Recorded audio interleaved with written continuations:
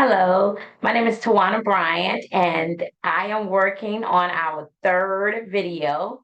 And the demonstrations that I will be trying to practice is attending skills, back to the basic, listening skills, nudging, and also summarizing and paraphrasing what the client is saying.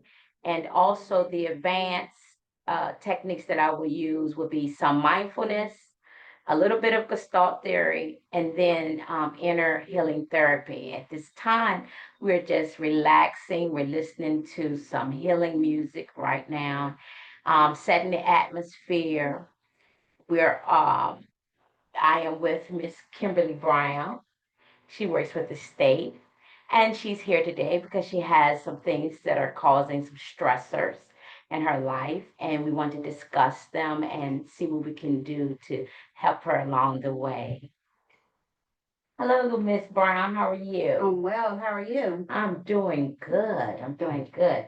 At our last session, we had talked about some of the things. You're a minister. You work in a high stress job, and also you are taking care of an individual who has MS. So you have a lot going on with your daily life, and we just want to talk a little bit more about that and what's going on, and we'll just break it down. Take your time and just relax. Okay. Well, thank you. Yes. So, that's a lot. It's a lot.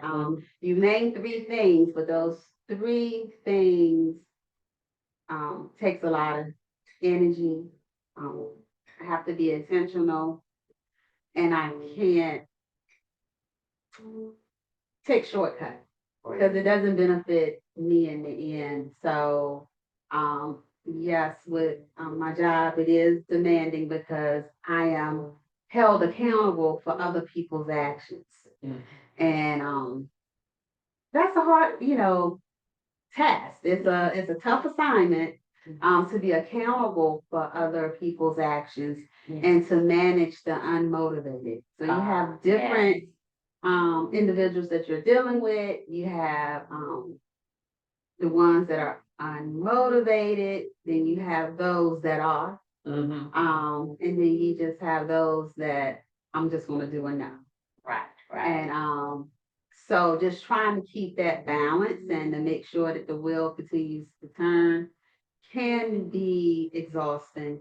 And one of my frustrations, too, is the examples. We have to look to leadership as an example. I try to be an example, but I deal with individuals that have spent so many years in the profession and they're not, striving to go any higher. They're just coasting out retirement Okay, to so where let me get to understand. So what brings your frustration in this situation is that they've been in this job for a long time, but they have no motivation to strive higher. Mhm. And what frustrates you is that mostly is because you are you have to, as a leader, you have to do so much in order to get them to do things. Am I correct? that is correct. Because at the end of the day, the wheel still has to turn. And I'm the face. I have to speak to that. And then other people depend on our ability to function, to be able to, it's emergency management. And so we have to be sharp. Right. And it's not just what I'm beginning to see across the board. And this is just from the executive level down to the foot soldier. We're checking the box. Well, for me, checking the box is not good enough. Oh, And do you really see value in what it is that you are promoting? Is it, I don't like playing politics, but I understand in my position, um, once you're promoted up, it is politics that comes into play. I've never been a political person. Um, my facial expression to tell it all. Is that bringing, how is that stressful? How's that bringing stressful? You have to deal with the politics. I'm gonna turn this down a little Okay. for you.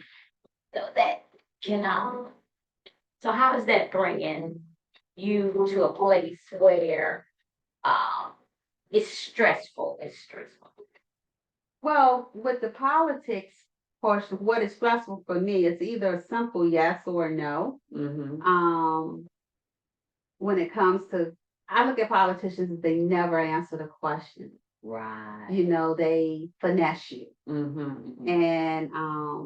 And then at the end of the day, you know, who is it for? Is it for your personal gain or is it for the community as a whole? Who's going to suffer in the decisions? And also, it has to be fairness across the board. If you're going to put, I've always been a rule person. If you're going to put a policy in place or a rule in place, then you can't make provisions for one individual because it's your friend or, you know, can you do me a favor? You scratch my back, I scratch yours. Right. And you hold the underserved Right. or the least So you accountable. see this almost discrepancies that's Mhm. taking place in your business and in your job. And so it's hard for you to because can you speak up against it or do you feel like people won't hear you? You know, I can speak up against it and I Mhm. have, you know, spoken up against it. But I see the lack of accountability and it is Mhm. stressful. Mhm. And I thought that I would be, when I got promoted to this position, that I could make a difference. And I probably can. I'm just right now, um, it's just so much weight to where I don't even know if I want to. It's like, you know, just let them do whatever. Okay. And because it is like you know, fighting against the wind or trying to shovel snow while it's still snowing. Oh, Yeah, okay. so that Right. So what you're seeing is it's like nothing gets taken care of. Nothing's getting done. Uh-huh. I could do the, you know, let me just do the sound bite, let me do a photo shoot Okay. to make, you know, it's that whitewash. Right. It's the Right. illusion, it's the perception. For them, Okay. perception sells. Okay. And if it is something that's critical, yes, all is on board, you know, it's you know, it's that front sight focus on that. But once the dust clears, we've had all this conversation after action, you just forget about it until the next incident. Well, we supposed to have provisions in place. So if there's a next time, and then it's that deer in the head, like, what are we gonna do? What we're gonna do? Well, this email that was sent out, you know, you guys are okay because you know that your hand is not gonna get smacked. But here it is, you know, it's still an issue. Okay. You know. So I'm hearing that it's an issue for you, but what is the makeup of your job? I mean, are you with women to men and everything like that? Well, for me, that's very, and I'm glad that you brought that out. That's good. You know what? You should get an A for that. You pulling it out. Okay. Yes, the makeup for me Mhm. is I'm a Black female. Mhm. I supervise men. Mhm. Most of them are Caucasian men. Mhm. That's probably 40 Mhm. and up. Mhm. I just hired a young one. You know, I might have a 22-year-old, maybe 30, Okay. 8-year-old. So that is the makeup. And then I do have a couple of females that work, but they're not in that authoritative position. So that is difficult for me as well as And why is that? well, it's not easy, you know, with Caucasian males and that's of a certain age group. Mhm. One, I call it the triple, what is it? I got the triple negative. I'm a Mhm. female, Mhm. I'm Black, and Mhm. then the profession that I'm in is a male dominant profession. Oh, okay. So I have rank. Okay. So I have to assert myself a little bit. I would have to do a little bit more than what my male counterpart could do. Okay, give me an And example. so, Give me an example. I can give you an example. If it came to, let's say, a presentation, and this happens with whether it's female, I don't know, realize that females realize that if there is a presentation, um, Mm-hmm. the audience is more attentive when the male is presenting, like in my field, as opposed to female. Mm-hmm. Also, with the female, we have to make sure that we have everything in order. We're double checking and triple checking to make sure all our I's are dotted and our T's are crossed. And it may not even be a situation to, your audience could just value you and Mm-hmm. your expertise, but it's also internal because that ceiling gap is still there, Right, it's still there. Mhm. And so I find myself working extra hard just to Mhm. keep up. Just to keep And then to have one of the things that I experience is, in meetings, they try to tell me, finish my sentence, Right. tell me what I'm thinking, overtalk me. Right. And this is not even the point I'm trying to make. And so that in itself is frustrating because the message that it sends to me, you don't value my opinion. Right. And so why waste my time and have me here? Mhm. And so I have to play the game with the male administration above me. If I want something done, I have to present it in such a way to make them think that it's their idea. Right. And that is, yeah, that's a lot. it's a lot.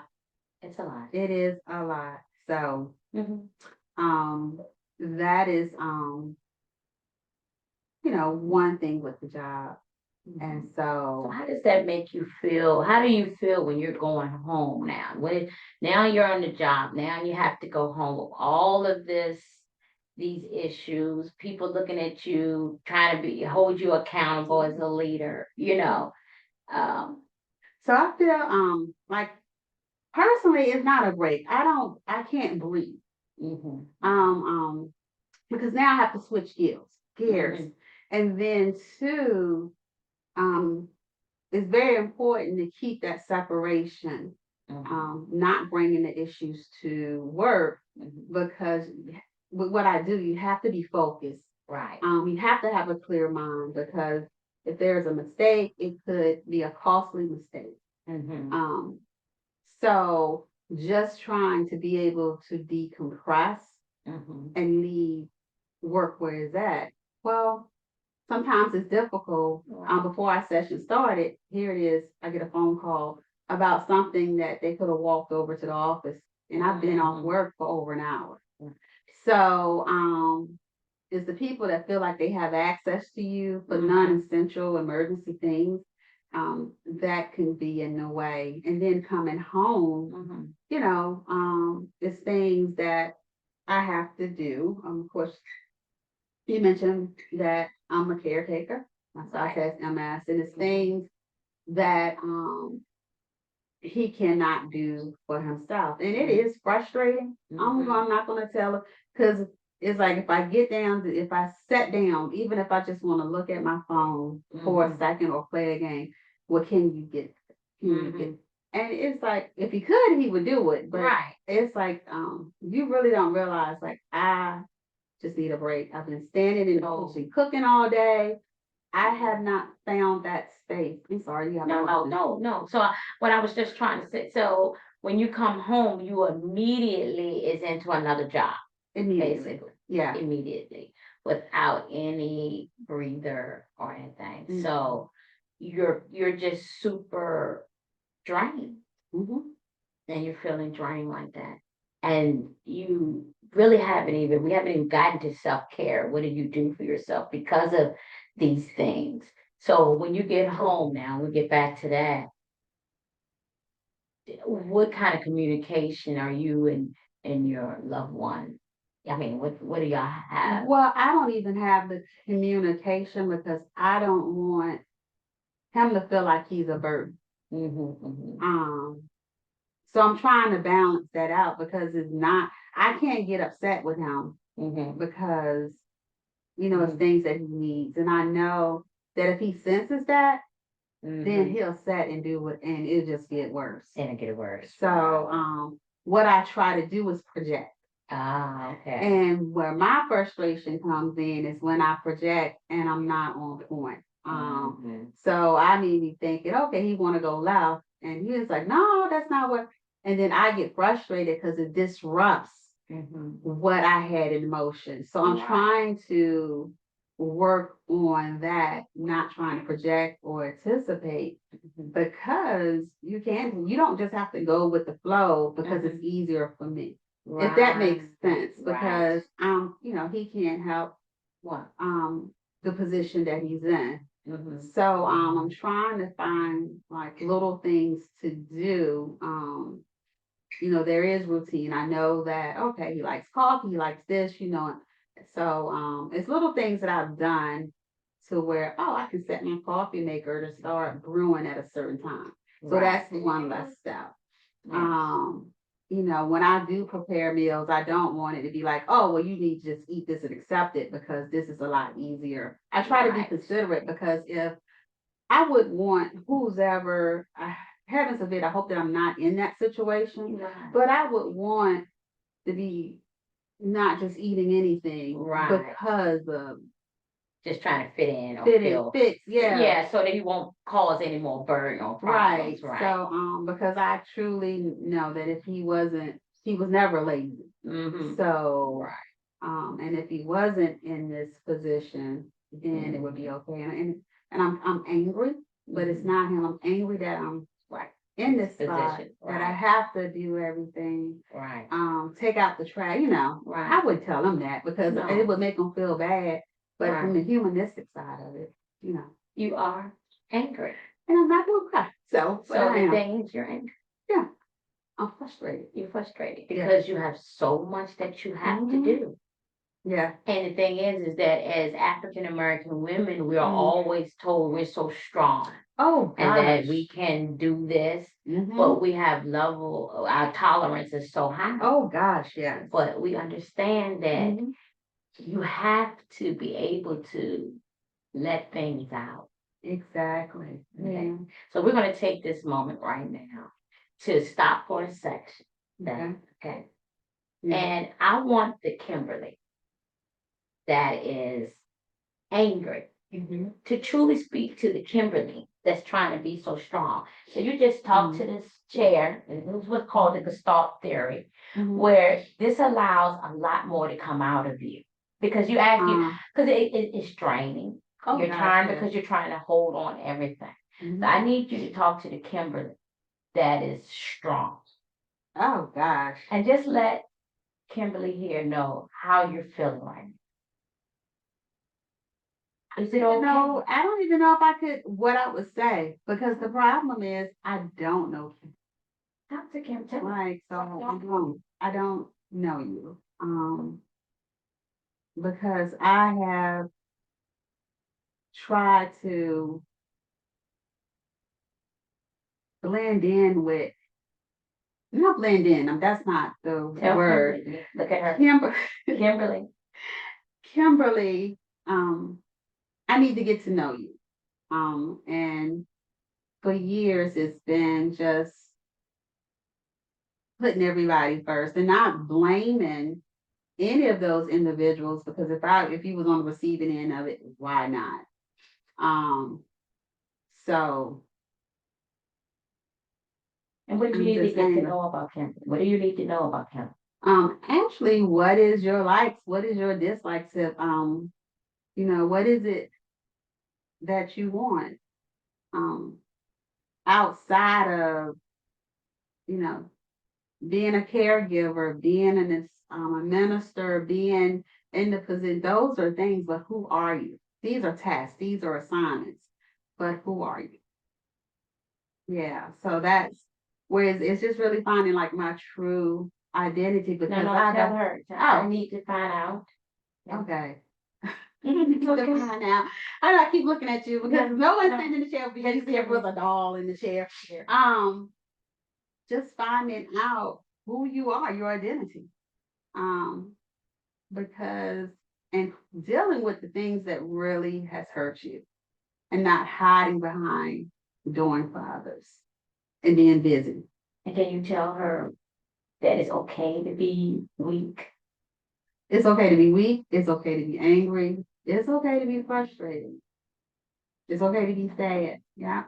Cause you know that when, are you finished talking to Kimberly? Yeah. You got everything you need to do? Yeah. Okay, because that leads us into what we need to work on, which called inner healing. And what inner healing is that you just said it. What caused me to hurt? Why? What are the dark things that we're hiding? So we're going to ask God to show us the source. We're going to imagine Him. We're going to imagine that we are Jesus walking through. Okay, and we just want to say, God, it is okay to be weak. It is okay. It is okay to just not be everything to everybody, because that takes us into a godlike place. And we cannot have, you tell us not to have any idols, but we're trying to be God in everybody's life, and we have to step back. And I'm asking you right now to just show Kimberly the source in her life, the source in her life, the things that have triggered, things that have happened to her, things that have been built up, things that she's been hiding behind. Show her, bring light upon it right now in the name of Jesus. Bring light into it right now in the name of Jesus. Show up in this session. Show up and show her the hurt and the pain and where it is. Amen. Amen. Amen. So in the next session, we're going to be able to go through and we're going to talk a little bit more about what God has shown you. And this is something that you need to really learn, Kimberly. This week, I want you to learn who Kimberly is. And you cannot be God to these people. You have to let them figure things out on their own, because that's what's happening. They come to you to figure out everything, to fix things, and that's not who you, and that's not your place. Okay, so thank you for coming. I appreciate you. And just know that God loves you. Fine, Kimberly. All right. All right. Thank you.